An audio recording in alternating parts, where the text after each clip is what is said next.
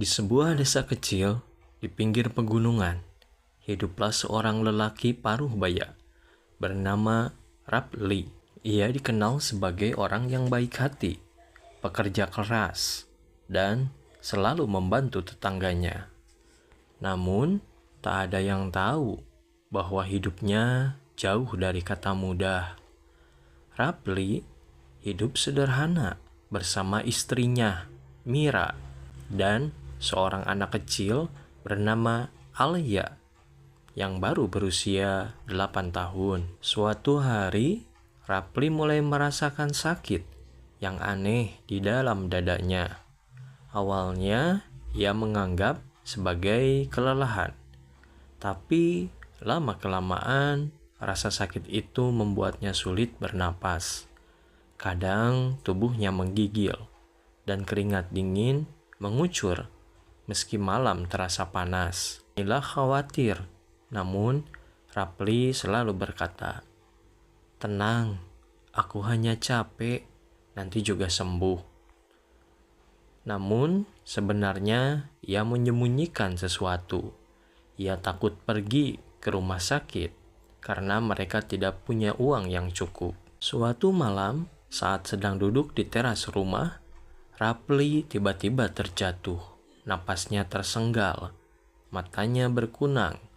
Mira panik, berteriak, memanggil tetangganya. Dengan bantuan warga, Rapli dibawa ke puskesmas.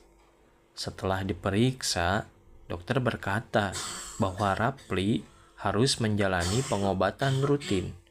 Jika tidak, sakitnya bisa menjadi semakin parah. Masalahnya, biayanya tidak kecil.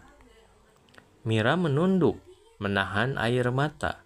Rapli hanya bisa terbaring diam, memikirkan nasib keluarganya. Mereka tidak punya simpanan. Pekerjaan Rapli sebagai buruh harian tidak selalu ada. Tabungan kecil mereka sudah habis untuk kebutuhan anak. Dalam hati, Rapli berdoa, "Ya Allah, jika memang ini ujianmu, tunjukkan aku jalan keluarnya." Beberapa hari setelah pulang dari puskesmas, Rapli duduk di masjid usai sholat subuh. Tubuhnya lemah, tetapi hatinya ingin mendekat kepada Allah. Di masjid itu, ia bertemu seorang lelaki tua berwajah cerah. Lelaki itu tersenyum dan duduk di sampingnya. "Wajahmu terlihat memikul beban berat, nak," kata si lelaki tua itu. Rapli tersenyum pahit. "Saya sedang diuji, Pak." Lelaki itu mengangguk pelan. "Ketahuilah, salah satu kunci terkabulnya doa adalah sedekah, sekecil apapun itu." Rapli terdiam. Ia bahkan tak punya apapun untuk disedekahkan.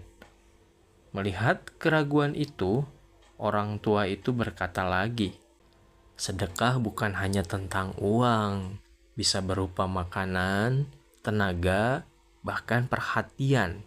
Yang penting niatnya." Setelah berkata demikian, lelaki itu bangkit dan pergi. Anehnya, Rapli tak sempat menanyakan namanya. Dan ketika ia melihat ke arah pintu masjid, lelaki itu sudah menghilang, seakan lenyap begitu saja. Esoknya, meski tubuhnya masih lemah, Rapli berjalan keluar rumah. Ia melihat tetangganya yang sudah tua, Bu Rasti, sedang berusaha mengangkat galon air. Namun, kesulitan. Rapli segera menghampirinya. "Biar saya bantu, Bu." Sejak itu, Rapli selalu membantu siapapun yang ia temui. Menyapu halaman masjid, mengantar beras untuk tetangga yang sedang kesulitan, bahkan berbagi separuh makanan yang ia punya. Mira sempat khawatir. "Bang, kita sendiri sedang susah. Kenapa harus memaksa diri?" Rapli hanya tersenyum. "Kalau kita membantu orang lain, Allah pasti bantu kita," jawabnya Rapli.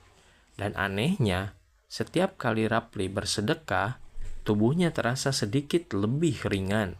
Rasa sakitnya perlahan berkurang. meski belum hilang sepenuhnya.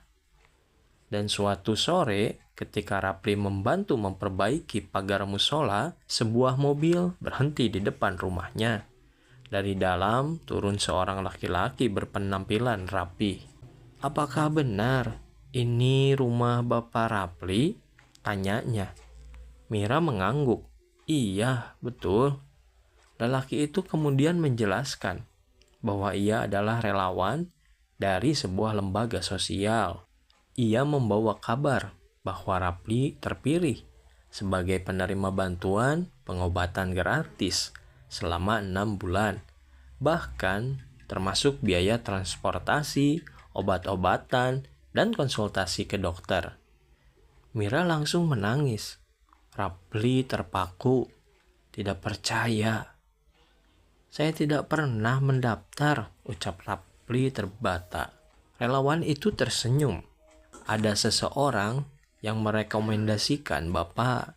Katanya Bapak orang yang sangat baik dan suka membantu." Rapli bingung, siapa yang tahu tentang kebaikannya. Tiba-tiba ia teringat lelaki tua misterius di masjid. Apakah itu dia? Akhirnya, dengan bantuan pengobatan itu, Rapli menjalani perawatan rutin. Kondisinya membaik jauh lebih cepat dari perkiraan dokter. Dari yang awalnya sulit bernapas, kini ia sudah bisa bekerja ringan. Tubuhnya terasa semakin kuat. Dokter bahkan berkata, "Pak Rapli, pemulihan Anda sangat cepat. Sungguh jarang saya melihat pasien dengan semangat sebesar ini." Rapli tersenyum. Dalam hati ia tahu itu bukan semata karena obat, tapi juga keberkahan dari sedekah yang ia lakukan. Beberapa bulan kemudian, ketika Rapli sudah sembuh total, ia kembali ke masjid di pagi hari. Dan di sana, ia melihat lelaki tua itu duduk di pojok masjid tersenyum kepadanya. "Terima kasih, Pak, saya sudah sembuh," kata Rapli sambil menahan haru. Lelaki tua itu mengangguk, "Karena kamu memberi. Meski kamu sendiri kekurangan, Allah tidak pernah menutup balasan bagi hambanya yang tulus." Rapli ingin bertanya, siapa sebenarnya lelaki itu? Namun saat ia menunduk sejenak dan menengok kembali, lelaki itu sudah menghilang lagi. Tidak ada jejak, seakan bukan manusia biasa. Rapli kini hidup lebih sehat dan lebih bahagia. Ia dan keluarganya menjadi lebih dermawan daripada sebelumnya. Setiap kali ada yang membutuhkan bantuan, Rapli selalu menjadi orang pertama yang datang. Ia selalu berkata, sedekah bukan membuat harta kita berkurang, tapi membuka pintu pertolongan yang tak pernah kita duga. Dan kisah kesembuhannya menjadi pengingat bagi seluruh warga desa bahwa kebaikan sekecil apapun tak akan pernah sia-sia.